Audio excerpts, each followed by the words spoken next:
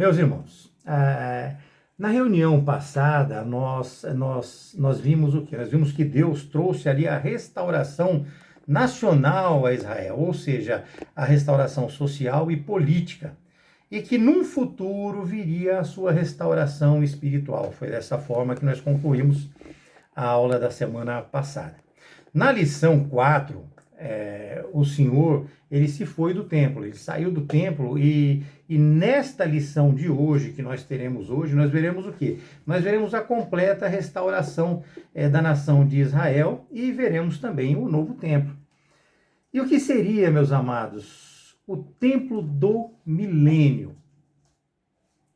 O que seria? É onde a glória do Senhor ali, ela estará novamente dentro dele. Então virá novamente a glória do Senhor a este templo.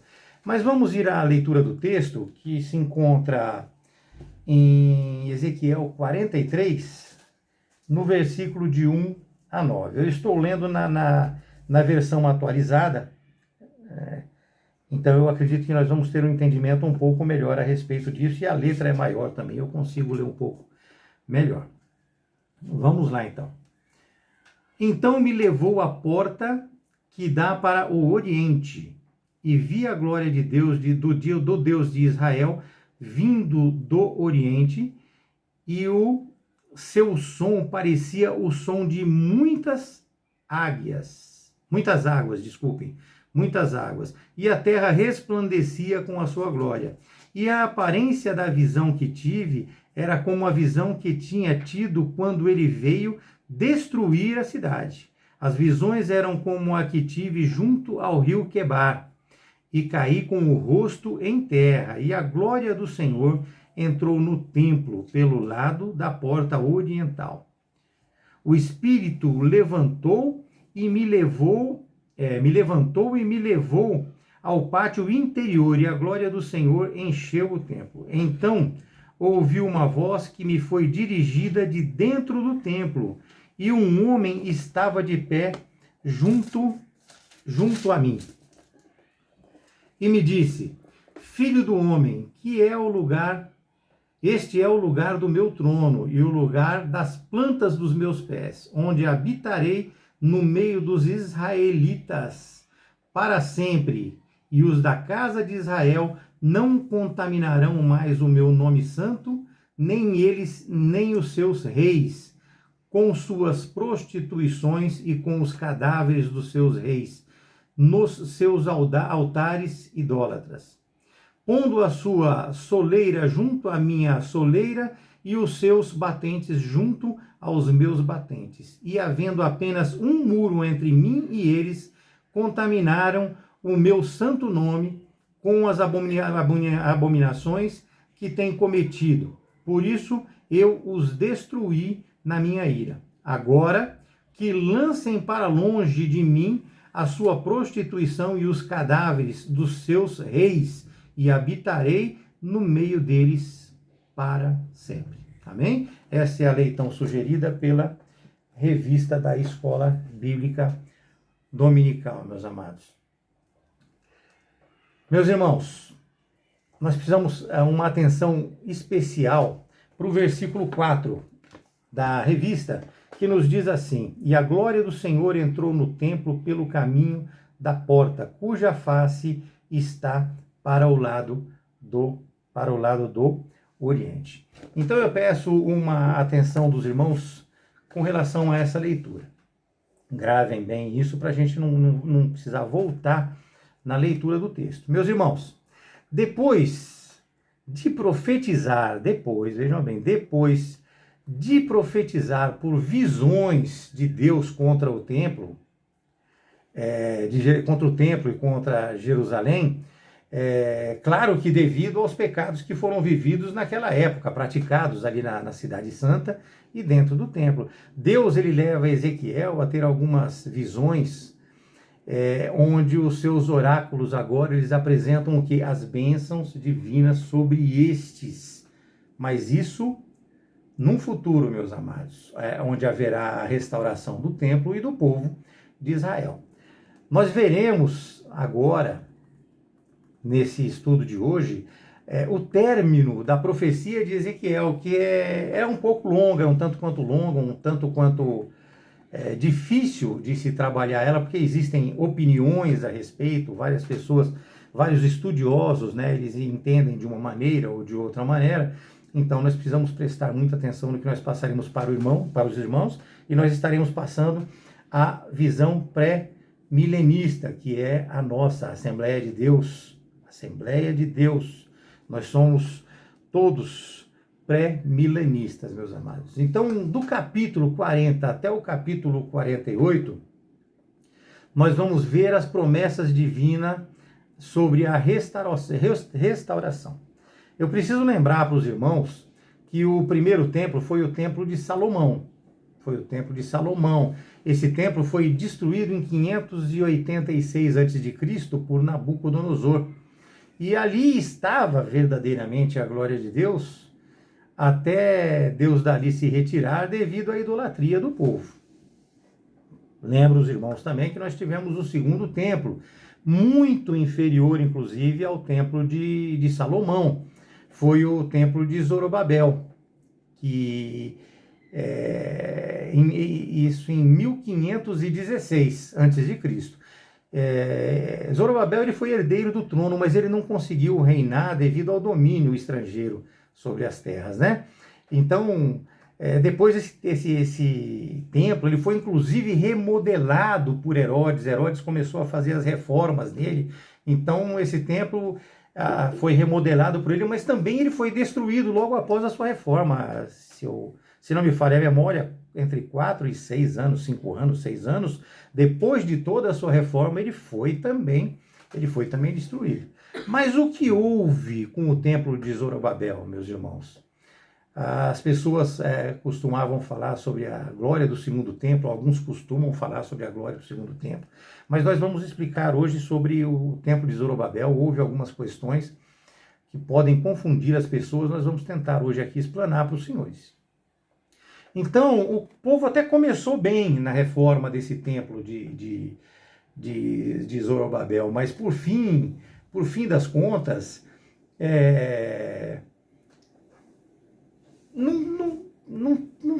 não deram continuidade a esta construção. Por que não deram continuidade a esta construção? Porque eles começaram a se preocupar com as suas casas, eles começaram a se preocupar com eles mesmos e eles acabaram abandonando esse templo e o conserto desse templo. Lá em Ageu nós vemos isso, e depois nós vamos falar um pouco de Ageu também, e para não trazer uma confusão nós vamos deixar para um momento propício. E devido a isso, meus amados, ali naquele templo não se manifestou a glória de Deus no templo de Zorobabel, ou seja, aquele período que ele foi construído até depois da era de Cristo, do período que Cristo ficou aqui na Terra. Então a glória de Deus entrava no templo quando Cristo estava lá, mas fora esse momento em que Cristo estava lá, não havia a presença da glória de Deus devido ao abandono que eles tiveram nesta época. Então nós não podemos confundir em hipótese nenhuma a glória que existia dentro desse templo, que era a presença de Jesus Cristo, ou seja, a entrada de Cristo naquele templo, com a presença permanente da glória de Deus. Com a presença permanente da glória de Deus. Portanto, meus irmãos, a profecia fala não da presença pela entrada de Cristo, mas com a glória do Pai. Quando nós nos referimos aqui em Ezequiel, é a glória do Pai no templo. Do Pai no templo. Não a presença, porque Cristo estando lá, a presença do Pai estava lá. Então nós estamos falando de duas coisas diferentes. Então a presença de Cristo trazia a glória de Deus, mas ela não estava continuamente lá, como era o caso do templo de Salomão. A glória de Deus, meus amados, ela tem uma relação pessoal com o seu povo. Daniel, no capítulo 9, ele fala a respeito do terceiro templo. Ele fala a respeito do terceiro templo. E só constei para os irmãos de que a glória de Deus ela tem uma relação pessoal com o seu povo, para que os irmãos entendam que Deus estando dentro do templo, o povo indo lá e teria um encontro com Deus. Já Cristo estando lá, no momento que Cristo estava lá, a glória de Deus estava lá. Cristo se retirou, o povo poderia ir que não encontraria ele lá. Daniel 9, ele fala sobre um terceiro templo, meus amados. No versículo de 24 a 27, ele fala sobre as 70 semanas. Pressupõe-se aí que durante a tribulação, então, haverá um templo. E isso não é uma pressuposição, isso é um fato, mas pressupõe-se que haverá um templo ali. Esse é o termo que eu achei mais conveniente para tratar com os irmãos. Onde o segundo príncipe, o primeiro príncipe é Cristo, o segundo príncipe, ou seja, o anticristo, meus amados, ele vai profanar esse templo na segunda metade desta semana, ou seja, esses 7 anos por 3 anos e meio vai ser conturbado, mas nesse segundo período, nesses últimos 3 anos e meio, ele vai profanar o templo, meus amados. Isso nós vemos em 2 Tessalonicenses 2, nós vemos em Apocalipse 13 também, se os irmãos quiserem anotar, é de 1 a 4 de Tessalonicenses e o versículo 15 de Apocalipse. Mas ele será vencido e assim vai vir o milênio, né? Nós falamos hoje aqui de um novo templo, o templo do milênio, porque esse terceiro templo ele vai ser destruído. Será? Eis aí onde eu falo para os irmãos que existem muitas dúvidas. Esse templo ele até pode sofrer consequências, ele pode ser destruído, mas ele também poderá resistir a toda essa luta, a toda essa labuta, a toda essa disputa que vai ocorrer nele, e ele poderá sim persistir, resistir e estar ali. Então ali será assumido depois. Mas vamos lá. Então as dúvidas a esse respeito traz muitas suposições. E a que eu estou expondo aqui para os irmãos vem de um livro do mestre Antônio Gilberto. Eu não sei se vocês conhecem, mas o pastor Gilson, eu não tenho dúvida que ele conhece. O teólogo, o mestre, o pastor, praticamente a cabeça formadora de opinião das Assembleias de Deus, né, aqui do Brasil. Então foi através da leitura do livro dele que nós tiramos alguns ensinos a respeito disso. Eu consegui baixar uma parte do livro dele, então nós conseguimos formalizar um pensamento a respeito disso. Ageu, no capítulo 2, no versículo 9, ele diz o quê? Ele diz que a glória da última casa será maior do que a da primeira. As pessoas fazem uma leitura de a glória da segunda casa, mas no original fala a glória da última casa será maior do que a primeira. Para que vocês entendam mais ou menos o que está sendo dito. Então nós tivemos aí um primeiro templo, um segundo templo, a construção agora do terceiro templo. Pode ser que ocorra a destruição desse terceiro templo e pode ser que não ocorra a destruição desse terceiro templo. Ocorre que durante o milênio existirá um templo, existirá o templo. E nós vamos chegar dentro das explicações para os irmãos neste contexto todo. Mas vamos abranger agora os assuntos. O primeiro assunto, meus amados, ele vai mostrar o quê? Que pelo mesmo caminho que a glória de Deus saiu do primeiro templo, ele vai retornar da mesma maneira. Ele saiu pela porta do Oriente, ou seja, pelo caminho do Oriente, e por ali também ele vai retornar. Ezequiel 10, 19 e 11, 23 fala por onde ele saiu. E aqui nós temos a informação de que ele irá retornar pelo mesmo caminho. O segundo tópico deste primeiro assunto, ele traz 3 observações importantes. 3 observações importantes e isso precisa de uma certa explanação para os irmãos. Ele traz que a glória vai vir do caminho do Oriente, como nós já vimos. E ele diz que a voz de Deus é como a voz de muitas águas e que a terra resplandece devido à sua glória. Apocalipse 1:15, 19:6, faz uma descrição do que seria essa glória vindo, ou seja, que os cabelos eram brancos e alvos como a lã, como a neve, que os olhos pareciam chama de fogo. Ou seja, somente esse texto que eu separei para os irmãos, para poder deixar claro para vocês que se trata do Messias encarnado, é a descrição do Messias encarnado, como lá em Ezequiel está sendo dito, né? Ezequiel 1:26, que estava tudo firmado sobre a sua cabeça, que havia algo semelhante a um trono, como uma zafira, e que a figura assentada nesse trono era semelhante à de um homem. Então, há no contexto, meus irmãos, toda a descrição dele, a descrição de Cristo.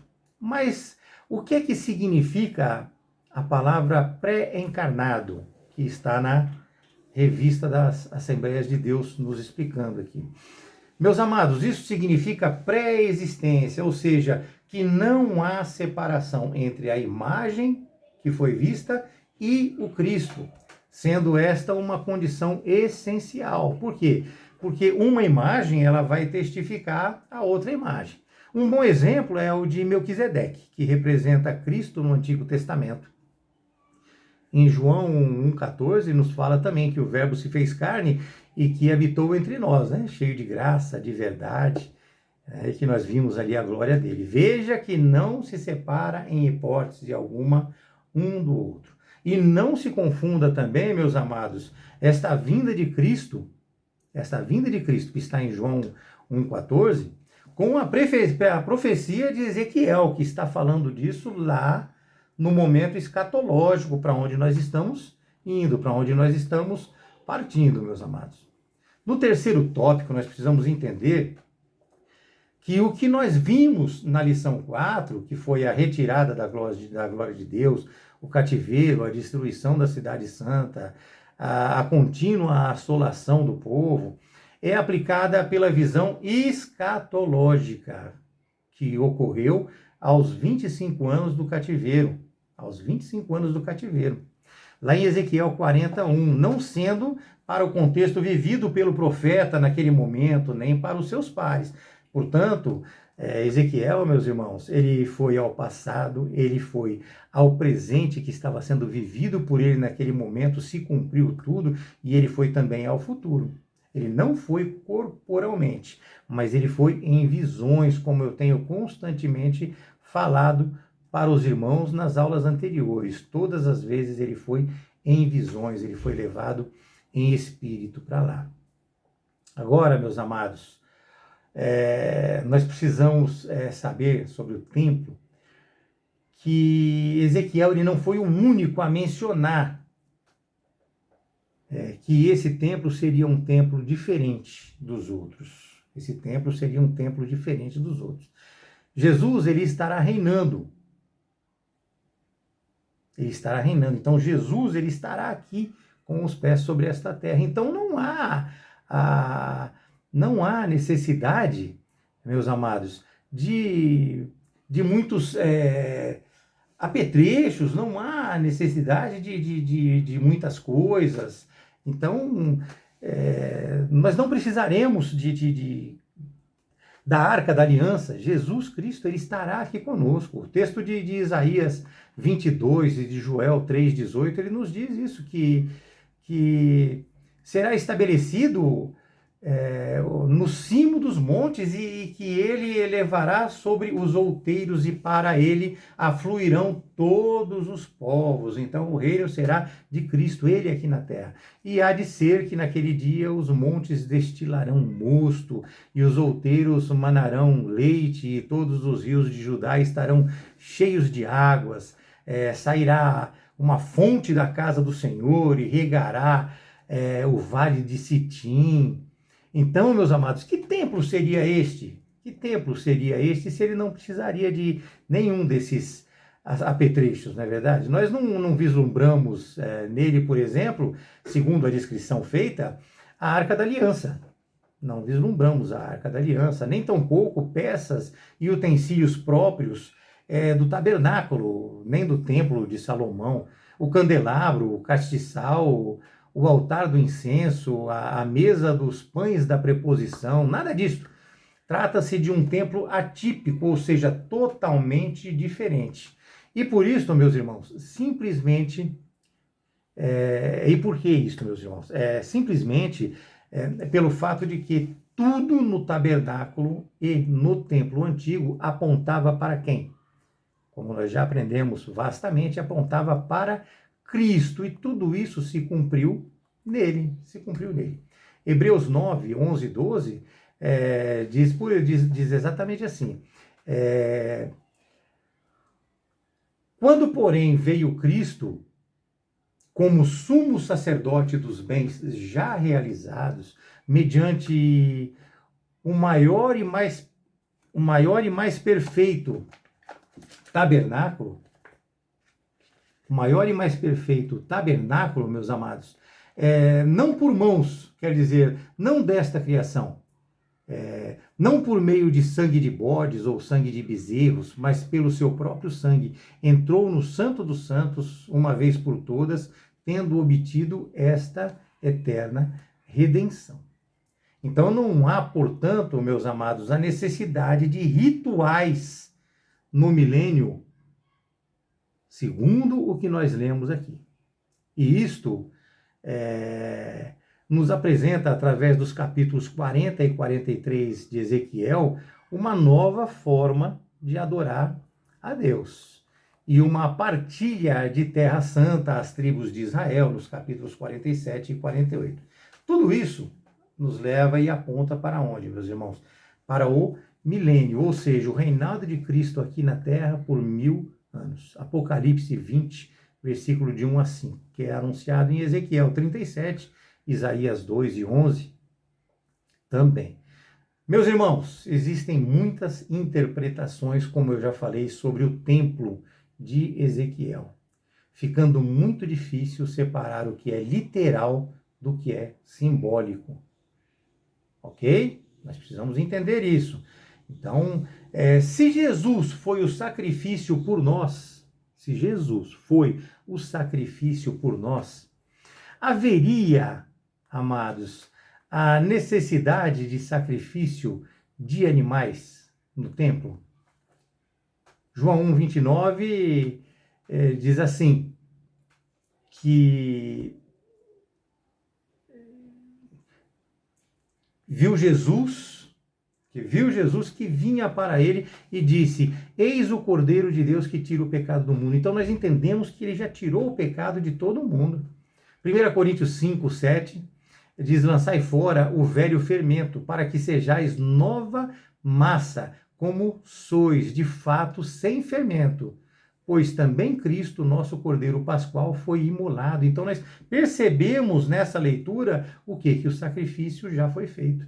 Assim também o incenso representa nossas orações e o castiçal tipificava a Cristo como luz do mundo que agora já habita entre nós. Maravilhoso, né, irmãos?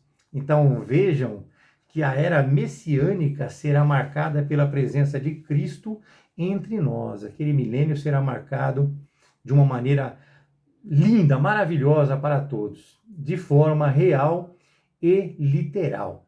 Apocalipse, ele nos deixa isso muito claro, que Apocalipse 20, de 1 a 5, deixa claro que tira o pecado do mundo. Então, Apocalipse 20, exatamente, tira.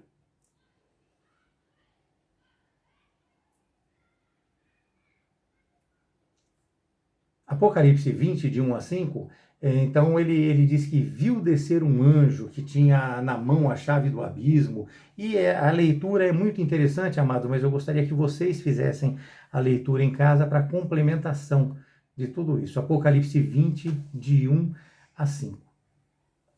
Agora vejam, meus irmãos, o que expõe o texto de Jeremias 3, 16. Vejam o que expõe.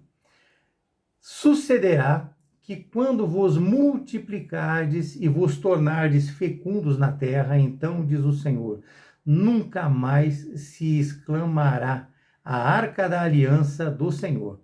Ela não lhes virá à mente, não se lembrarão dela e nem dela sentirão falta e não se fará outra. Vocês vejam que a arca, ela desapareceu da história lá em 2 Crônicas 35:3. Lá em 2 Crônicas 35:3, a Arca da Aliança, ela desaparece da história. Portanto, meus amados, nem no templo de Ezequiel, nem no de Zorobabel, ela estava. Ela desapareceu durante o reinado de Josias. E como? Agora, vamos explicar. Como é que nós podemos explicar, então, essa visão de Ezequiel no capítulo 43, de 18 a 27, que atesta que haverá sacrifício no templo durante o milênio? Como é que nós podemos explicar isso? Inclusive, os capítulos 45 e 46, eles continuam afirmando isto, que haverá sacrifício durante o milênio. Inclusive, meus irmãos, existem algumas passagens do Antigo Testamento que indicam que o sacrifício de animais serão restituídos durante este período milenar. Ficamos aqui, então, neste momento, para explicar para os irmãos, também com a visão do mestre Antônio Gilberto em seu livro. O livro dele chama-se O Calendário das Profecias, né? E eu vou trazer para os irmãos agora este entendimento. Existem passagens como Isaías 56, de 6 a 8, Zacarias 14, 16, Jeremias 33, de 15 a 18. E a principal objeção para estes sacrifícios é a de que Cristo veio e ofereceu o sacrifício perfeito. E ele veio e realmente ofereceu o sacrifício perfeito pelo pecado, não havendo assim mais a necessidade de sacrifício algum. Ocorre, meus irmãos, que o sacrifício de animais, eles não tiravam o pecado. O sacrifício de animais, eles não tiravam o pecado. O texto de Hebreus 10, de 1 a 4, nos diz assim: ora, visto que a lei tem sombra dos bens vindouros, não a imagem real das coisas, nunca jamais pode tornar perfeito os ofertantes, com os mesmos sacrifícios que ano após ano, perpetuamente eles oferecem. Doutra sorte, não teriam cessado de ser oferecidos, porquanto os que prestam culto, tendo sido purificados uma vez por todas, não mais teriam consciência de pecados. Entretanto, nestes sacrifícios, faz-se a recordação de pecados como todos os anos, porque é impossível que o sangue de touros e de bodes remova pecados. Não sei se eu consegui fazer uma leitura que os irmãos entendessem. Mas, na verdade, o sacrifício de animais, meus amados, eles serviam apenas como um ensino ao pecador, como uma demonstração que o pecado seria pago com a morte. Eles traziam esse ensino, essa visão sobre a gravidade do cometimento do pecado e que o resultado seria, consequentemente, a perda da eternidade ao lado de Jesus. Portanto, meus irmãos, a maioria dos estudiosos pré-milenistas, como eu falei para os irmãos, concorda com estes sacrifícios, e que esses sacrifícios seriam de natureza memorial, de natureza memorial, assim como é a Santa Ceia hoje para nós. Pois durante o milênio prevalece a justiça e a santidade, porém aqueles com corpos terrestres que ali estão ainda terão uma natureza pecaminosa, havendo assim a necessidade de ensinar como o pecado é ofensivo para um Deus justo e santo. Meus irmãos, em 1000 anos nascerão e morrerão muitas pessoas, e devido a isto, há necessidade deste ensino segundo as Escrituras Sagradas e os estudiosos a quem nós pesquisamos. Como nós acabamos de ler também em Hebreus 10, versículo de 3 a 4, que o sacrifício de touros, bois, de animais, não são suficientes para pagar os nossos pecados. Neste momento, meus irmãos, nós estaremos com Deus no céu. Nós, aqueles que aceitaram a Cristo Jesus, que se entregaram verdadeiramente a Ele, nós seremos arrebatados e nós estaremos com Deus nos céus, mas não vivendo ainda na eternidade, já vivendo a eternidade, mas não na eternidade. Então existe esse na e a, meus amados. E para que isso aconteça, é necessário que se cumpra o quê? A promessa de Deus para Israel. Aí nós todos estaremos conjuntamente na eternidade. E assim, meus amados, fica claro que a glória de Deus volta ao templo, ali no versículo 5 que nós lemos, do texto de hoje. E isso significa a volta da presença de Deus em meio a Israel, No terceiro assunto, nós vemos que a identidade do guia celestial, que está lá no versículo 6, seria a do anjo do Senhor, ou seja, o próprio Javé, pois ele fala em primeira pessoa: este é o lugar do meu trono. Então a palavra dele vem: este é o lugar do meu trono. Então seria verdadeiramente Cristo que estaria ali. Então ele vai estar ali habitando no meio dos filhos de Israel para sempre. Haverá, meus irmãos, sempre a santidade, porque da mesma maneira que ela foi arrancada, ela foi tirada a presença santa de Deus daquele local, será erradicada também a idolatria do meio do povo durante este período. E vou dizer para os irmãos de uma maneira mais enfática: não haverá em hipótese nenhuma mais impureza na Cidade Santa. Eles ali estarão verdadeiramente aos pés de Cristo. Tudo no contorno, tudo ao redor e tudo ali no templo será santíssimo. E assim a glória de Deus, ele vai encher novamente a sua casa e ele vai encher novamente a Cidade Santa, meus amados. Então, meus queridos irmãos, nós precisamos tomar muito cuidado com aquilo que nós falamos. Hoje nós temos, inclusive, o pastor Gilson aqui conosco, e ele vai trazer mais esclarecimentos a respeito disso. Eu trouxe para os irmãos o que nos orientou a revista da Escola Bíblica e coloquei alguns adendos em cima de estudos que eu fiz.